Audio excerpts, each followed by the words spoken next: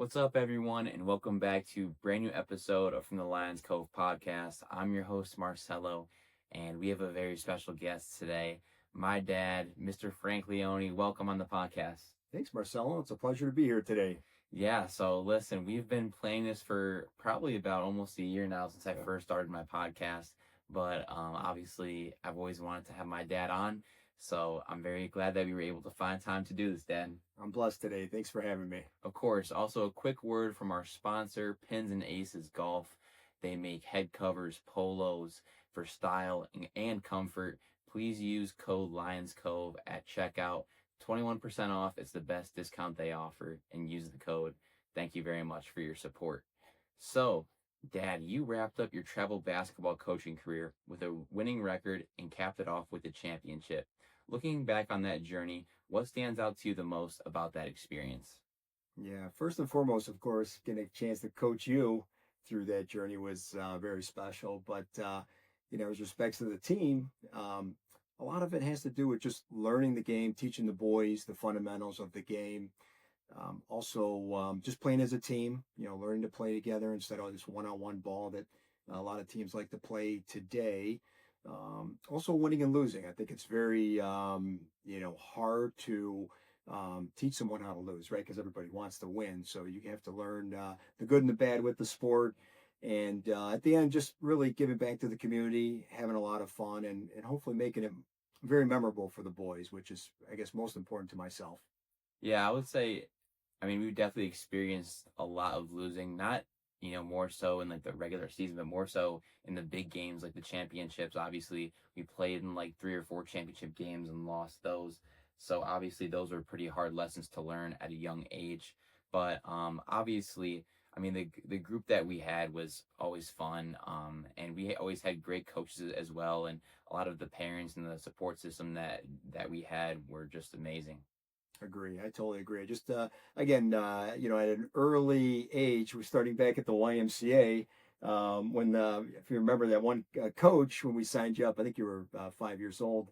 Started a basketball little camp for I guess 4 or 5 5-year-olds, and then walked away from it. That really gave me the opportunity to step in, take over that program, and grow that YMCA. I believe it's still going on today, so I think that's really helped with wanting to be a coach and hoping that you would enjoy the game.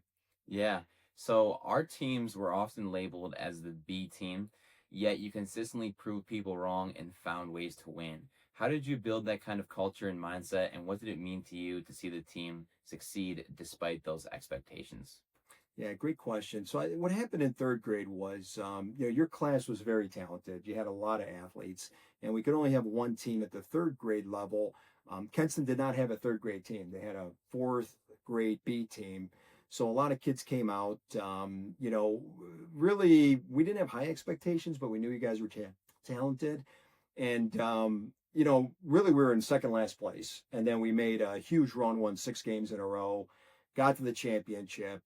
We lost against, I believe it was a Solon fourth grade B, and just an amazing experience. But what happened the second year, I really wanted 2 teams, and I was willing to share the gym with 2 teams. A couple other dads wanted to coach.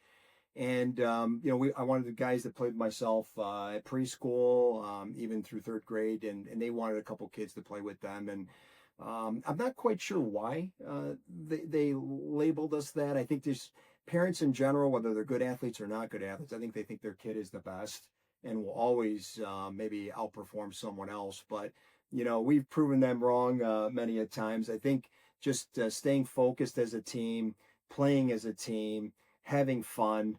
Really took us really far, because unfortunately the other team never beat us in practice when we had a scrimmage or in the Kenston games. So I think that's where we earned the reputation that the grade, your grade, just was very talented, and that's Yeah. the reputation Mayfield had out there in Kenston. Yeah, I mean, we always had great teams. And too, the one thing about the, I guess, B team that was always awesome was that we always had new kids on our team every year. I mean, we were able to bring in guys like Momo, Ricky, Eddie, who, obviously are still my best friends today.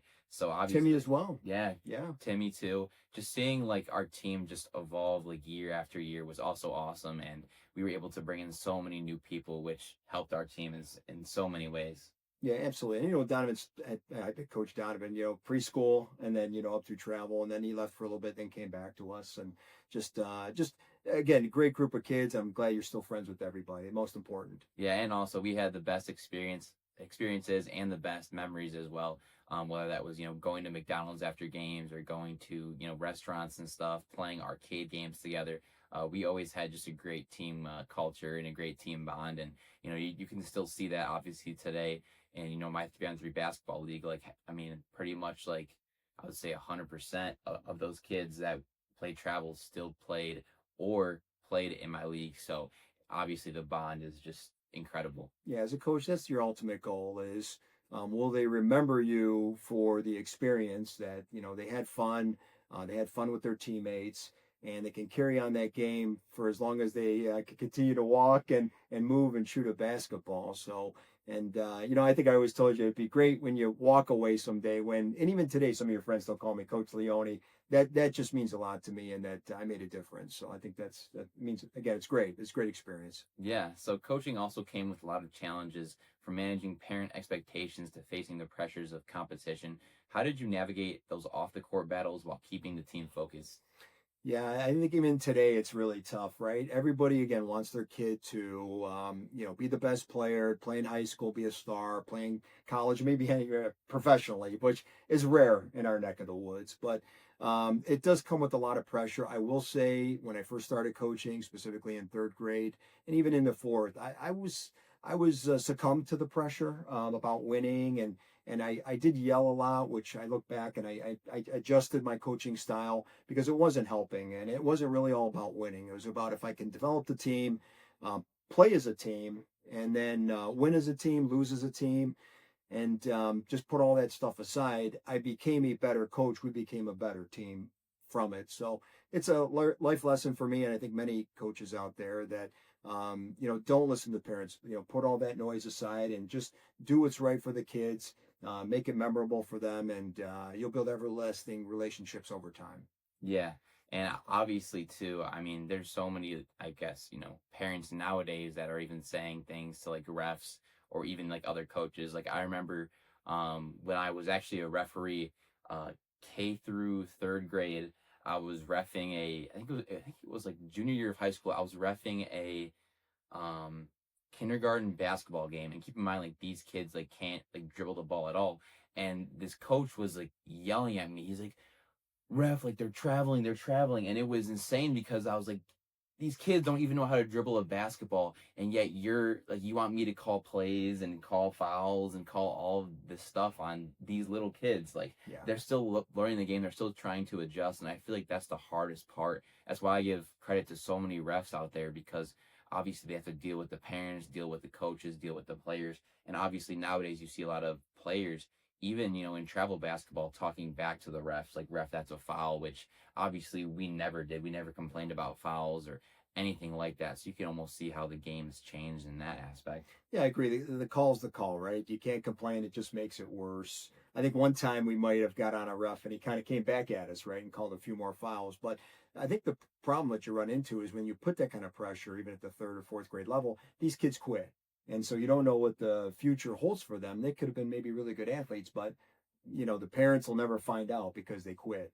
And that's one thing we didn't want, but I did feel the pressure, and again made adjustments quickly to make sure that we had a good experience. Yeah. So looking back, what are some of your favorite memories from coaching travel basketball and moments that stick with you today? Yeah, I mean the ultimate was obviously the winning the championship. So our team went to 6 championships, and we finally won the Chagrin Falls tournament, beating Orange. That was 6 was my favorite number. Dr. Julius Irving, got a shout out to him. But we won it, and then sixth finally. I really wanted that for you all, because you boys, especially a couple of guys who've been with us for a long time, worked so hard to get there, and we came so close. And by splitting the talent, right, we had to work super hard to get it and to win it. So you guys did it. It was a beautiful tournament. You guys played great. I would say Corey Rasm shooting the half court shot Yeah. to win the game, and you guys went out. There was probably 4 or 5 seconds left, and Corey chucked it up from half court, made it one, beat Kenston. And then everyone tackled Corey out there.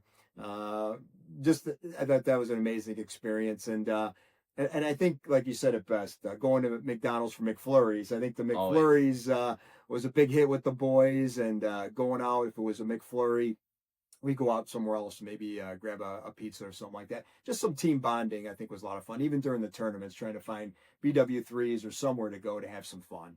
Yeah, we had the best time, and even when we would go to a restaurant called Danny Boy's, and obviously Corey won the Kindle Fire, and the whole team was going crazy. I mean, we had the best times, and obviously, like when I talk to my friends, like today, even if it's you know just somewhere at like a grocery store or somewhere at like a restaurant, like we still talk about those times, like.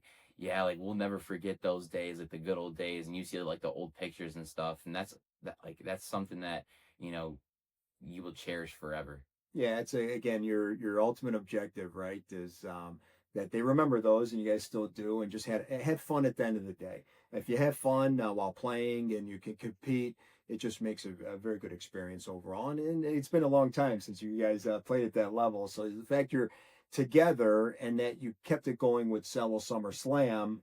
And the boys back then are still coming, having a good time, and talking about those memories. It's just very special. Yeah, and obviously it shows obviously what a great coach you are, you know, to like my friends and stuff, and obviously you were a big impact on all of us, and also too, you're also forgetting about when we went on the Cavs floor and did the national anthem. That was when Kyrie I think was a rookie. We had like Deion Waiters, Tristan Thompson. So obviously like doing those Cavs games, those like memories, were obviously incredible. Yeah, that was a great time. In fact, you guys were so little. I remember them standing behind you all. I think it was Verjao may have blown in your ear or something. Yeah. You were so, if I'm not right, and you're right, I forgot about that, but now I remember, so I appreciate that. Yeah, so it was funny. So like I never really wore like cologne or anything. I was in like the fifth grade. So my parents were like, yeah, like put on this Axe spray. So I put on this Axe spray, and I mean I must have loaded it up, and then Vergel must have smelled it or something. But obviously he's a Cavs legend. So and yeah, Good times. it was a lot of fun. Good times. A lot of good times. Just trying to remember them all, right? Yeah, so can you walk us through your career at Brush High School, including milestones such as winning a conference title and ending the 15-year losing streak against Euclid? So, what do those moments mean to you looking back? Yeah, they meant a lot because, Brush High School was primarily a baseball school and then football. And, basketball was on the radar, but not so much.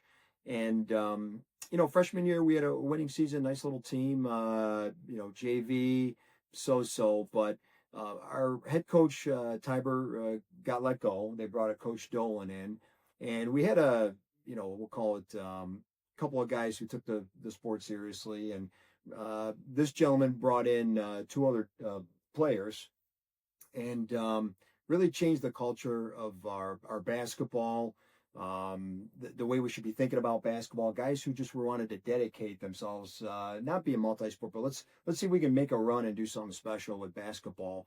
And it was. And I'm going to shout out some of my Brush teammates out there, and hopefully someday they can listen to this podcast. But our center was Dale Elric. I went to elementary school with Dale.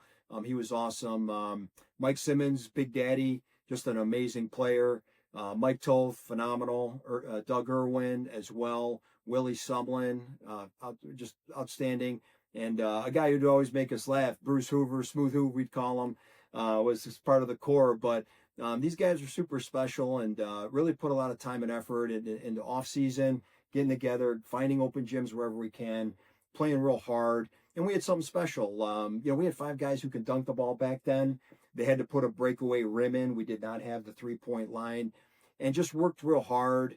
And we did something special that had never been done before. We put Brush basketball on the map, and I would say 1987, that year, it was a Division One, just phenomenal teams. Bedford, Maple Heights, Mentor, Mayfield, just Euclid, Willoughby South, a very tough league. And it was the first time ever that not just Brush won a conference title, but it was a 3-way tie between Mayfield, Euclid, and Brush. So we were tri-champs at the time, and that's the plaques we have. I'm not sure if our trophy is still up there. Last time that trophy was still in the case, the ball had fallen off the trophy's hand. But you know what's great about those experiences, kind of like with your friends. When I, recently, not too long ago, I see my teammates, and we look each other in the eye, and you could just tell that what we see is that we did it. Like we won. It was the first time ever. We were in the paper. Those games back then would pretty much almost sell out. The gym would be packed. The catwalk would be, full of just fans. People want to see guys dunk. Like Dr. J or Jordan. That was a new experience, and so it was an amazing time. Playing at Euclid. Euclid always held the conference championships back in the day, and even the state championships. So playing at, we'll call it the mecca of Northeast Ohio basketball, and Euclid was awesome. Boy, it was 15 years since we beat them. I remember Dale Elrick had a dunk. Mike Simmons, Big Daddy, had a dunk. We just played phenomenal basketball, and we won. And I remember Jimmy Donovan, late great Jimmy Donovan from NBC News, was there videotaping us, and he would come to a lot of our games and talk to us. But that's one of the bonds you'll build, Marcelo, as well, with your teammates, and when it's what you think about those glory days that you worked real hard and that we did it, right? You look them in the eye like, God, we were young and we did it. That was our goal and objective, and it was an amazing experience, and it really changed the culture of us basketball. I mean, look where Brush is at now. Brush is a mecca now in basketball. So that, I think, really started off back in 1987. Yeah, and too, obviously it's so awesome.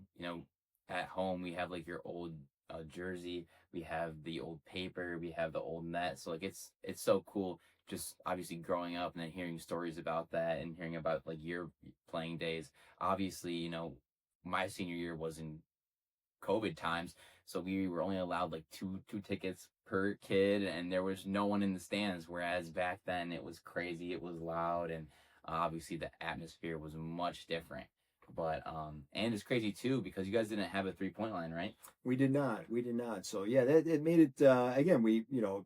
Most of the shots were mid-range and try to get it inside to the bigs. So it's just a different game where the 3-point line and the 3-point shot has made its way. But as I remember those days, just your senior year, your senior year, the really game against Aurora, was that kind of celebrating homecoming, yourself as homecoming king, and you just had a knockout game. And again, they allowed more fans to be there.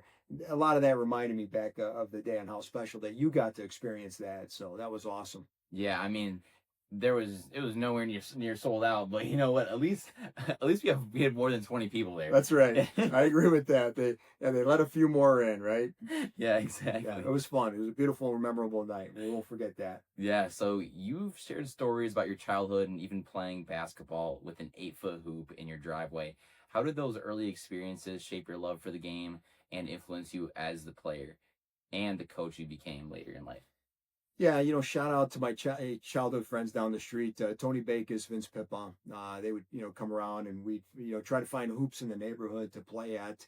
And Tony Bakis' father signed me up for, he was going to coach a team in Richmond Heights and put Tony and I in the team. And we were the Utah Jazz back then. I'll never forget it. But we had these purple shirts, black lettering, black shorts. Me and Tony thought we were awesome and just had a wonderful time playing the game, and really helped get my start into really enjoying basketball. And just, my dad, a friend of his, gave him an old rim, and him and my Uncle Tony, literally out of wood, really created a wooden backboard, and then they secured the rim to the wooden backboard. I had a straight garage, so wasn't slanted, and they just screwed it into the garage, but we couldn't go too high because just about at 11 feet we had a light above the garage, so we couldn't have it go too high or we'd break the light, which we did many a times. But playing at an 8-foot hoop was different because you had to adjust your game when you're playing at 8 foot, and then you have to go to a 10-foot hoop, so you didn't jump as much at an 8-foot hoop, right? You just can kind of shoot it, and but then 10 foot you had to get off the ground to get that extra lift on it. But I would say we had memorable times, learned to handle the ball, worked on a lot of dribbling, and a lot of playing horse, with my friends, my brother-in-law Mark, Paul. Enjoyed doing that. It was a great experience. One of the things that did teach me, and I think you would agree, is dunking. I think anyone that still wants to have an 8-foot dunk contest, I'm still ready for it. So You just had a great time being able to do that, right? Just being like Michael Jordan and going out there and trying some crazy dunks on an 8-foot hoop. Yeah, I mean, the first video I think of is when we were at my friend Eddie's house for like a nice like family party, and and my dad just gets up in front of everyone and bounces the ball, alley-oops it to himself, and then dunks it. It was so funny. And then obviously at all of like our family events, we always play horse. And my dad always tries to do like a dunk off glass or something like that. So my dad's still got it for sure. A little bit, man. I'm trying. But yeah, those days having an 8-foot hood helped with the dunk. Yeah. Helped with the, because then you try to do all kinds of fancy dunks, which was fun. Yeah, and then you could dunk a tennis ball, right? I could dunk a tennis ball. Yeah, we were in pretty good shape back then. Not like today, the strength and conditioning, but we had a weight room, and yeah, we'd always try to run a lot just to try to get some spring in our steps. So it was fun. Yeah, training was. Listen, I had 5 guys, right, who could dunk. I had to try to dunk something. Right, a tennis ball. Okay, I did it. Yeah, I mean, I just couldn't. Now, my speed wasn't the best, but eventually it got better over time. But I would say my hops got better. Yeah, I think the Over strength the and years. conditioning helped. CrossFit helped a lot. Yeah, I CrossFit think definitely. that yeah, those guys were fantastic family too, and you got real big and bigger legs, and it helped a lot. But yeah, it was fun.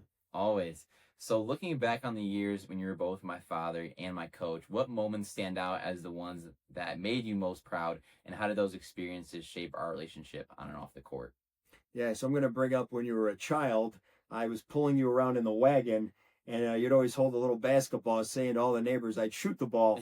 And so I'm thinking, okay, maybe we got a shot here. Marcelo being a basketball player, and we had little hoops all around, and we would just take some shots and all that. And I would say it was a slow start for you, right? Listen, I was blessed. I wasn't sure what direction you were going to go with sports, and you always hope as a parent, whether it's a girl or a boy, that maybe they can follow in your footsteps and play some type of sport, and we can enjoy that journey. But it was one of those that maybe took a little bit more time for you to adapt, to adjust, and I think you made that transition after 8th grade. You knew you could really play the game and play at a high level, and really put the time in the driveway, night and day. I would say Freeman Blade, the late great Freeman Blade, the game was turning into a 3-point game, and he really taught you really how to shoot the three and shoot it with confidence. And that just took your game to another level. If you think of, again, we had 2 travel teams, and you looked at those athletes in 9th grade that played basketball. I mean, it really showed. You guys went 20-2. The 2 losses were non-conference games. I mean, the athleticism was amazing, and that's where you really broke out as a 3-point shooter, and just really took passion for the game, and started getting the practices early, getting your water bottle early, dressing up early instead of everything late, and just taking the game to the next level. So I was just real proud of you. I was proud of you either or, but just the transition and the work you put in and the passion you had for the game just made me real proud. But really, I was more proud for yourself, that it's something in life that you're going to deal with a lot of challenges, but if you have passion for something and put the hard work in, it will pay off. Now, obviously with COVID, it was just very difficult to watch, and you guys had a new coach, and just COVID, it was tough. Like you said, 2 tickets. The coach had a dynamic of just individual one-on-one gameplay, and that's not the game I taught you all. It was more team playing. So that was really tough, but most importantly, just the resilience that you had, because there were times where you maybe felt like quitting, and I'm like, Marcel, don't quit, because the best is yet to come. And it did in so many different ways at the high school level as well as college level. And I was really happy that you didn't, because look where we're at today. Your cello slam and talking about sports now and about the old times is just a great experience. So, and being able to be part of it and coaching and watching from the stands as a parent, again, there was a lot of triumphs, but a lot of tribulations as well that that come with it. So Yeah, and it's so funny too, because even as a kid, obviously, my mom would always have to fire me up, like kind of like after my travel games. Like once I'd have a bad game, she would fire me up, and then I would score like 16 or 15 in like the next game, and then we'd all be happy again, and then I would play bad, and then everyone would just be like, Marcelo, come on, you got this, and then boom, the next game would be so much better. So obviously, I didn't really have too much passion for basketball as a kid. I was more so focused on like the Legos and the cartoons and like the drawing and all of that stuff. Like I was so creative as a kid, but eventually, like as I got older, I realized more that basketball was my sport compared to baseball or a football and all of that. So I mean, even swimming too, didn't even do swimming. So obviously basketball has always had a special place in my heart since I was a kid. And two, I mean, obviously seeing like all of like, my friends continue to play basketball. I mean, you talk about that freshman team, we had 17 kids or 18 kids on that team. I mean, that just shows how deep we were and also to how much we loved basketball. Like, Yeah, it's so true. It's unfortunate that some schools, they favor these multi-sport athletes. Some schools don't. And I think if you have a feeder program like we did and so much talent, I'm not sure how you don't take talent like that and continue to, win big things over time. And that was hard to watch because you guys were all great players. And then over time, a lot of kids quit. And that's what we didn't want. We wanted to stay in the game. But, that happens at the high school level. It's unfortunate. But the guys who stuck with it, hopefully they, at the end of the day, we're happy and made it as memorable as it could be, given the, COVID times, which was very difficult. yeah, so you had the opportunity to witness my growth in basketball, kind of like how we talked about from our travel days to the point where I had a chance to play in college. So what was it like for you to experience that journey firsthand, and how did it influence your view of my development as a player and as a person? Yeah, I think the foremost is again just having passion for the game and loving the game, and there were a lot of ups and downs with it as well. And I know you wanted to play at the college level. What I was just hopeful for is that we just still just and any athlete and any person that I coached is that if you have love for the game, you'll love watching it at any level, and you'll continue to play it in your driveway. And then what my biggest hope for, and I told you many a times, was your best basketball will be after high school, and whether you're playing at John Carroll or not.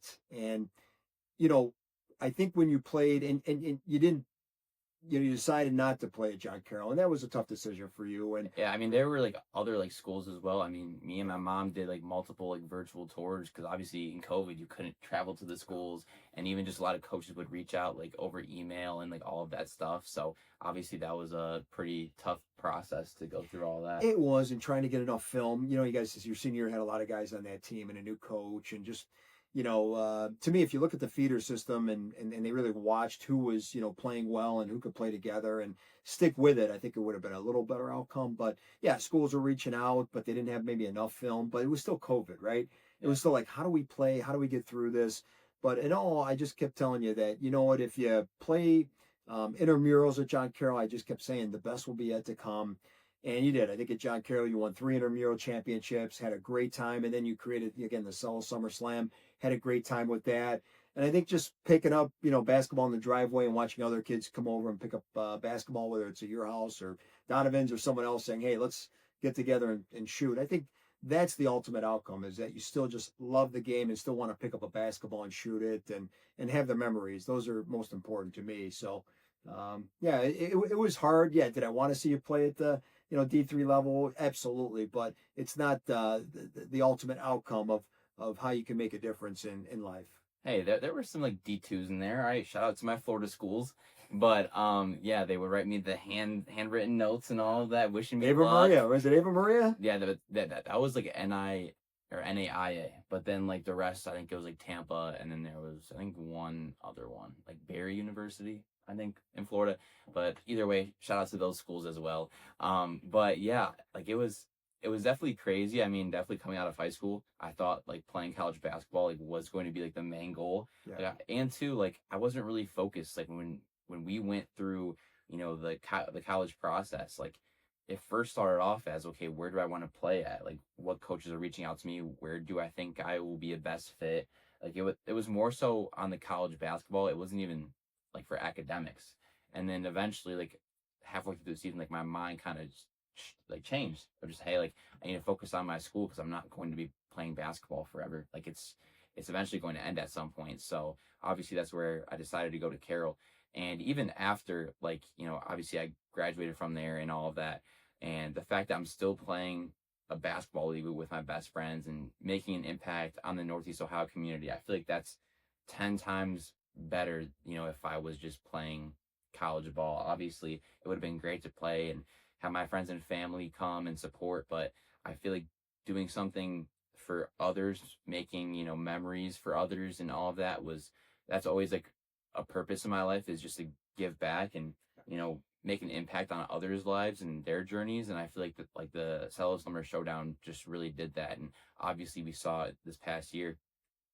I mean, there was 70,000 people that tuned in to 3-on-3 basketball league. I mean, that's pretty insane considering that a lot of people don't know all the players, or we're just average people. Like, we're just average people, and the fact that 70,000 people chose to watch the whole tournament, watch everything. I mean, it's absolutely unreal. So Yeah, I agree. And shout out to Special Sports out there. I think you took that giving back to the community to the next level, not just getting together with your friends and having 3-on-3, which started in all these driveways, right, and then became something even bigger, which is amazing. The way you coordinated it and putting it all together and keeping stats. I mean, it was a lot of work, and you put a lot of heart and passion, and you had a lot of your friends help you out, but just an incredible experience. And I know as during your job interviews, some the managers and leaders that interviewed you wanted to hear about SummerSlam, and then again you gave back to Special Sports, which I thought was great the past 2 years. And I know this past year, I think it was 5 years in, right?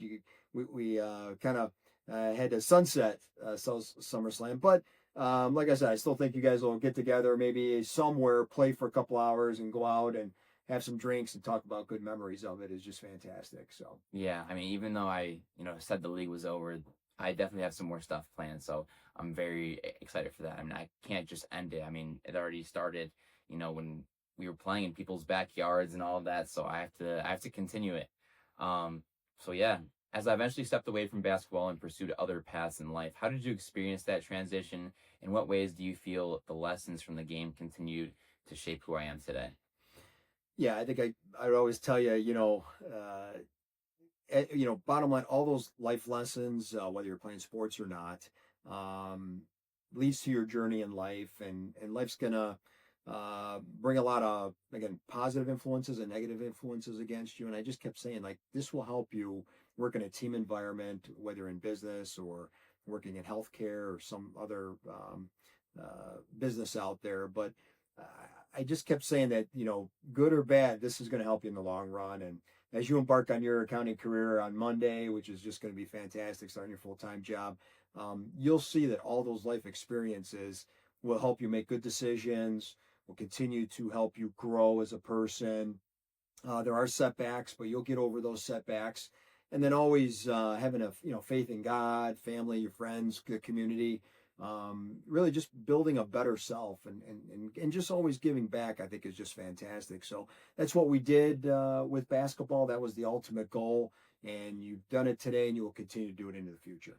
Yeah, that was awesome. And then obviously, obviously you being my dad, I've seen just how great of a dad you are, but also a basketball coach, obviously a hard worker, with work every single day. I know it can be hard traveling all the time and, doing all that stuff. Obviously you would do a great job, and, you're such a leader, and obviously I get a lot of like leadership characteristics from you, and aspiring, like aspects, to be like you, to be more outgoing, to be, a leader, and to, obviously step up and, uncomfortable areas or uncomfortable times, just continue to keep going forward and keep pushing through.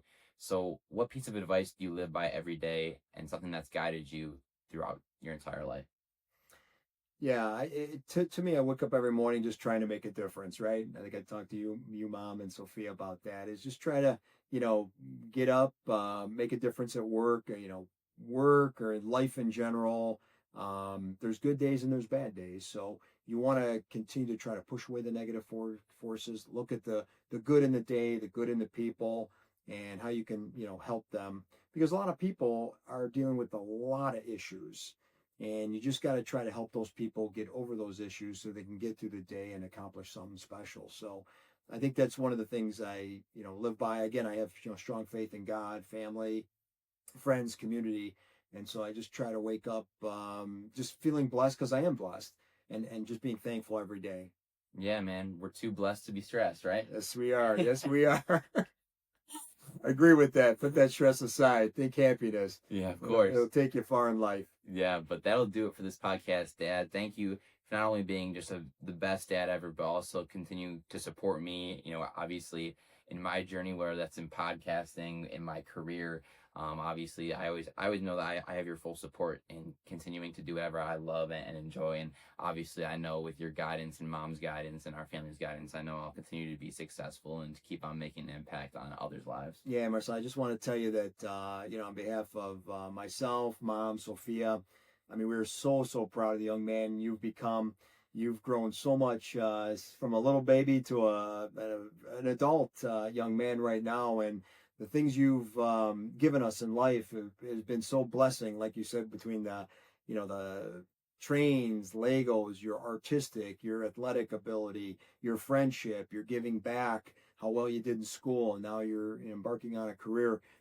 We're just so proud of you, and even your podcast here, which I think is doing extremely well, and you're giving a voice to a lot of athletes, yeah, D3 level, and and non-athletes too, folks who wouldn't have a voice on social media. So you're opening up the doors to them as well, and we're just so proud of you. We love you so much, and we just know you're going to be super successful in life, no matter what.